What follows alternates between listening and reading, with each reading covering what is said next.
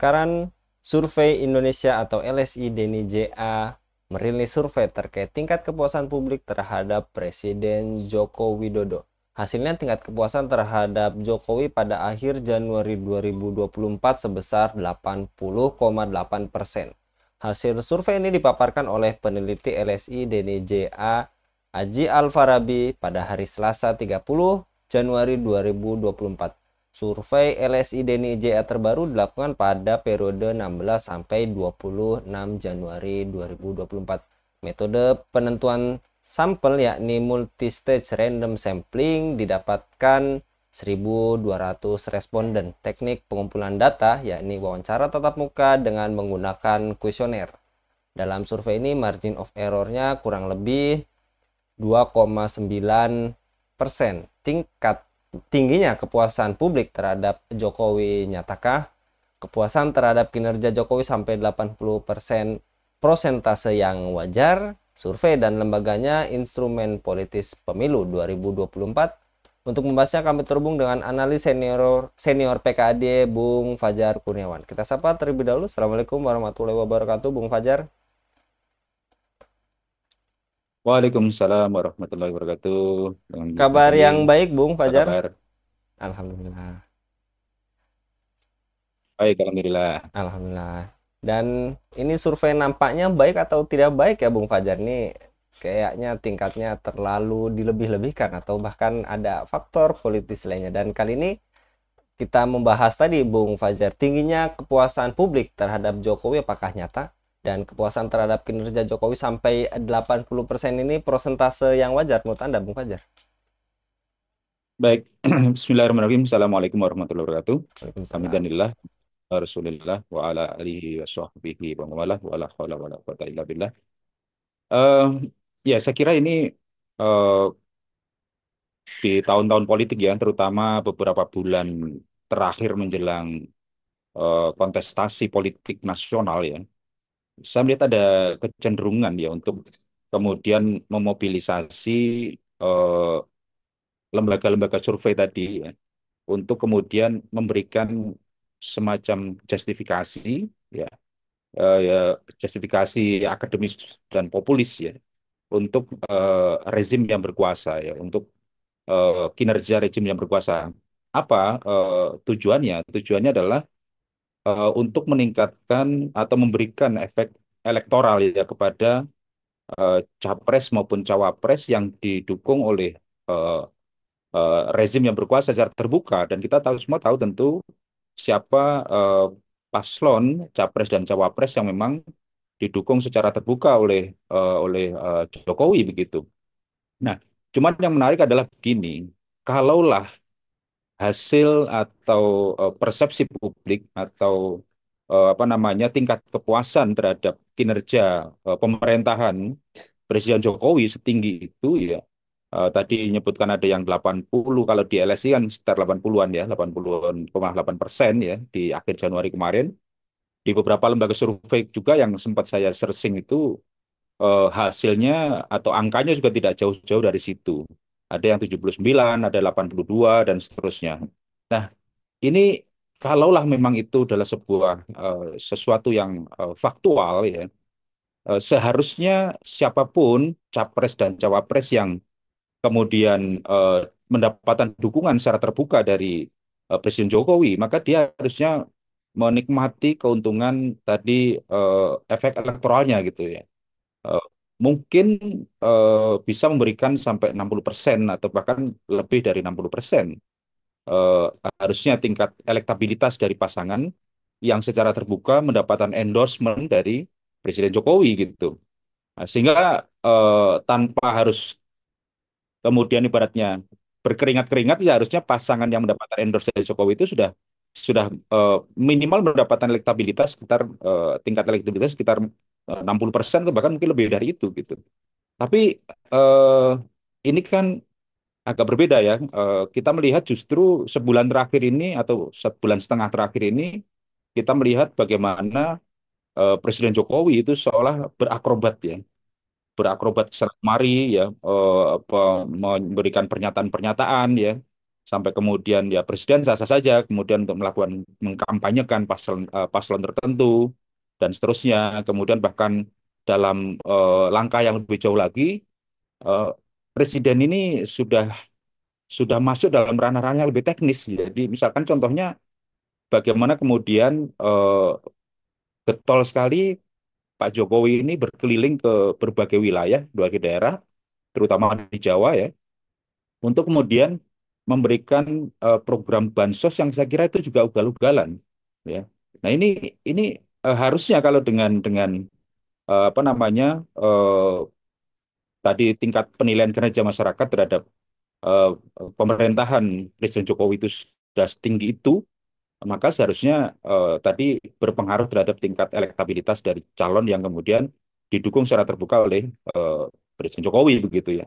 Sehingga seharusnya tidak perlu kemudian Presiden selalu mengeluarkan berbagai statement bahkan juga melakukan tindakan-tindakan yang kemudian berusaha untuk mendongkrak elektabilitas dari paslon yang secara terbuka didukung oleh Jokowi gitu. Nah ini agak paradoks gitu ya antara apa yang kemudian apa namanya berkaitan dengan penilaian kinerja pemerintahan Jokowi dengan tadi tingkat elektabilitas calon yang memang secara terbuka itu didukung oleh Jokowi begitu. Nah ini yang sebenarnya patut kita pertanyakan gitu ya. Kemudian yang kedua di sisi lain ya saya melihat atau kita melihat eh, apakah kemudian di tingkat grassroots itu juga merepresentasikan seperti itu. Artinya rakyat itu sudah sedemikian senangnya ya, gembiranya, bahagianya dipimpin oleh pemerintahan Jokowi ini gitu ya, atau justru kondisinya sebaliknya. Kan itu kita bisa menilai ya. Kalau rakyat itu menilai pemerintahan sekarang itu kinerjanya tingkat kepuasannya itu 80,8%, ya pertama mungkin menurut saya tidak ada yang akan menyatakan apa demo gitu ya, tidak ada yang aksi-aksi turun ke jalan meminta penurunan harga, kemudian meminta kemudian apa namanya Presiden Jokowi netral di dalam berpolitik, meminta Jokowi untuk kemudian konsisten dengan apa namanya kebijakan-kebijakan yang telah ditetapkan dan seterusnya gitu ya. Atau kalau dilihat dari sisi yang lain, rakyat harusnya kemudian dia kalau membutuhkan atau memenuhi kebutuhannya dengan baik ya, bisa memenuhi kebutuhan apapun yang dia inginkan, tidak ada dalam himpitan ekonomi atau tidak ada dalam bayang-bayang gelombang PHK dan seterusnya. Saya kira ini kan paradok-paradok yang kita sendiri di tingkat grassroots bisa merasakan gitu. Apakah memang itu berkorelasi positif terhadap penilaian kinerja presiden dengan apa yang terjadi di lapangan gitu. Nah ini yang tadi apa namanya kita harus harus coba kritis ya menyikapi hasil-hasil survei yang seperti itu karena kalau tadi merefer kepada temuan LSI dan IJA ya bahwa dengan tingkat kepuasan 80,8 ya maka saya mengasumsikan eh, sangat tinggi sekali ya dan harusnya tadi itu juga tercermin di tingkat grassroots. Bagaimana kemudian masyarakat merasa apa namanya puas dalam segala hal berarti ya.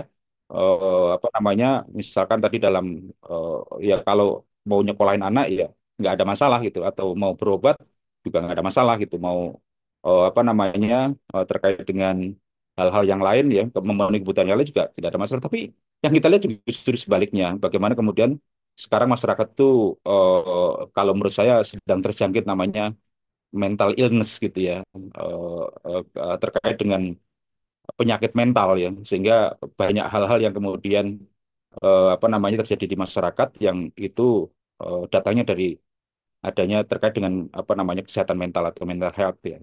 Nah ini kan karena apa? Karena mungkin dia merasa tertekan, tidak mendapatkan apa yang seharusnya dia rasakan, dia nikmati gitu ya. Atau masyarakat apa pemerintah tidak menyediakan layanan yang seharusnya dia dapatkan, dinikmati oleh masyarakat, sehingga kemudian masyarakat itu harus menyelesaikan segala permasalahan-permasalahan yang dihadapi sendirian tanpa kehadiran sebuah negara di situ. Nah, ini yang saya kira patut untuk kita kritisi, Bang Anggi.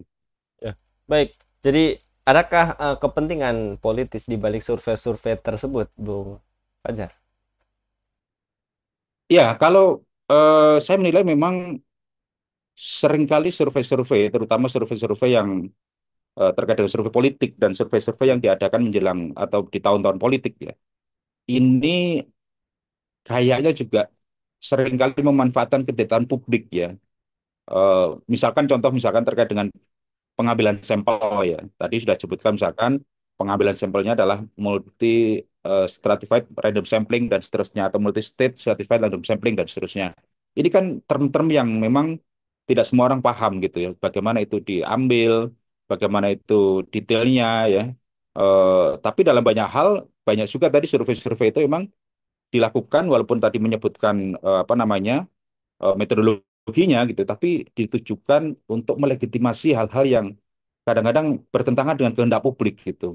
Tentu kita masih ingat bagaimana kemudian ada lembaga-lembaga survei yang kemudian melakukan survei terkait dengan masa jabatan presiden 3 periode misalkan gitu, atau survei tentang pro dinasti politik ya, atau survei terkait dengan afirmasi terhadap putusan MK yang soal batas usia minimal capres cawapres misalkan itu kan apa namanya survei-survei yang menurut saya eh, apa ya bertentangan dengan kehendak konstitusi gitu atau survei-survei yang justru mengarahkan pada sesuatu yang tindakan yang inkonstitusional, nilai etika dan bahkan juga bisa merusak tatanan yang sudah ada di tengah-tengah masyarakat kita gitu ya.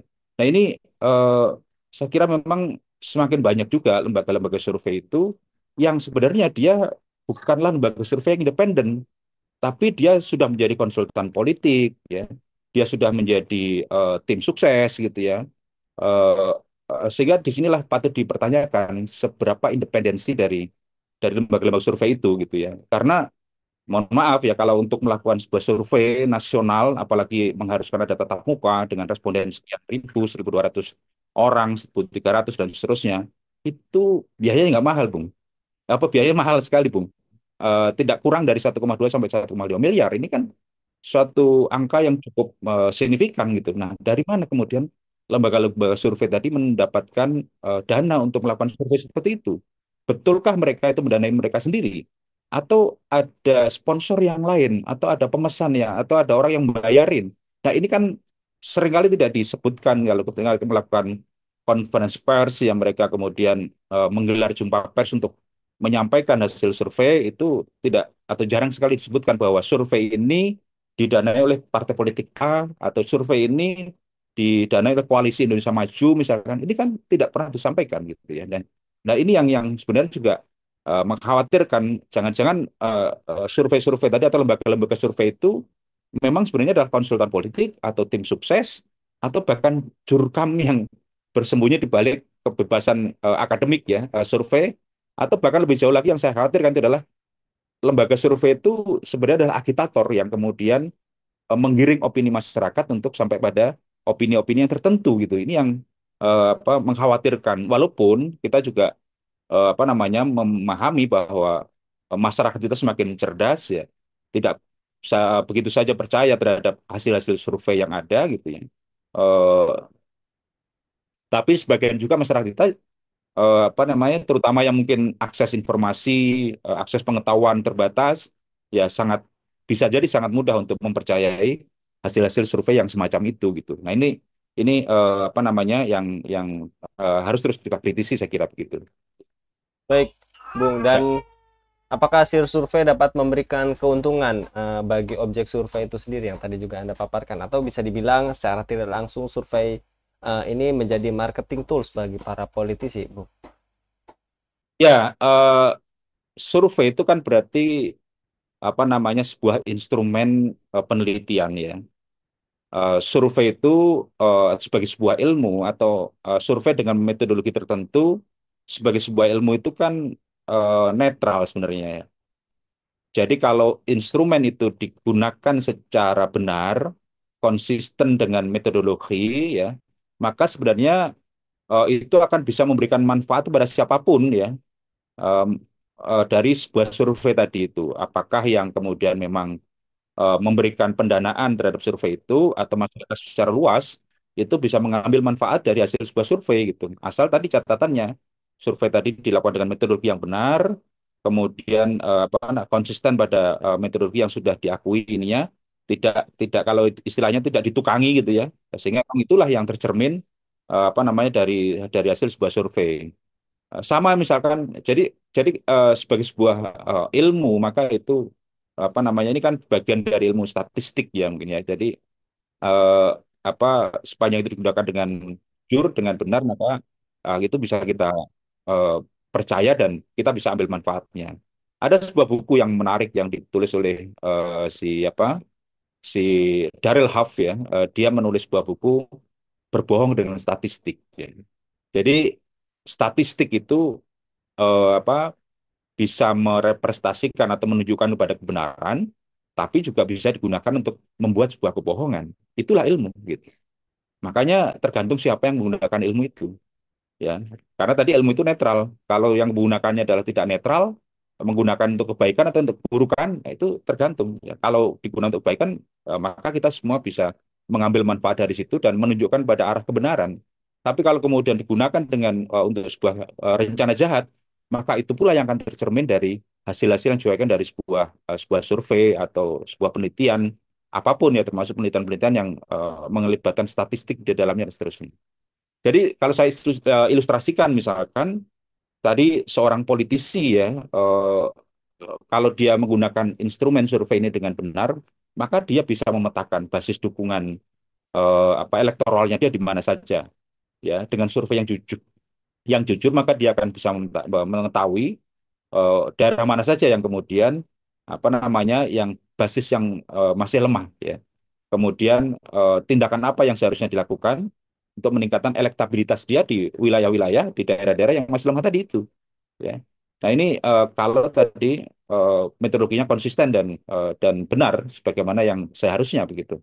Tapi kalau tidak, maka seorang calon tadi justru bisa terjerumuskan gitu ya, atau bisa dijerumuskan oleh lembaga yang melakukan survei itu. Nah ini apa namanya tadi tergantung ya. Kalau kemudian penyelenggara surveinya tadi itu jujur, maka si calon yang apa atau politisi yang kemudian apa namanya membiayai survei itu akan bisa mendapatkan manfaat dari survei itu dan itu bisa juga menjadi marketing tools ya, tapi marketing tool yang tetap sesuai dengan standar etika tertentu gitu ya, bukan marketing tools yang kemudian malah menggiring tadi menjadi provokator, menjadi agitator yang kemudian menggiring masyarakat pada pilihan-pilihan tertentu yang itu apa namanya sebenarnya tidak tidak atau bertentangan dengan etika yang ada gitu. Saya kira begitu, eh, Bung Anggi. Baik, jazakallah Bung Fajar. Mudah-mudahan tadi yang Anda sampaikan tadi, jangan sampai survei ini menjadi atau digunakan tidak sesuai dengan mestinya. Seperti tadi Anda katakan, seharusnya survei menggunakan metodologi yang memang menang betul ilmiah, bukan metode yang sengaja dibuat untuk menggiring opini. Apalagi tadi juga Bung Fajar sampaikan sebagai marketing tools bagi calon-calon tertentu. Jazakallah sekali Ya, lagi Bung Fajar. Mudah-mudahan Bung Fajar senantiasa terima kasih. dilindungi oleh Allah SWT dalam setiap aktivitasnya. Ya, terima kasih. Sama-sama. Assalamualaikum. Waalaikumsalam warahmatullahi. Demikian pemirsa Hilafah News yang dirahmati Allah. Jangan lupa untuk subscribe, like, dan share sebanyak-banyaknya. Semoga menjadi amal kebaikan bagi kita semua di dunia dan di akhirat nanti. Saya Anggi Suara di Undur diri. Assalamualaikum warahmatullahi wabarakatuh.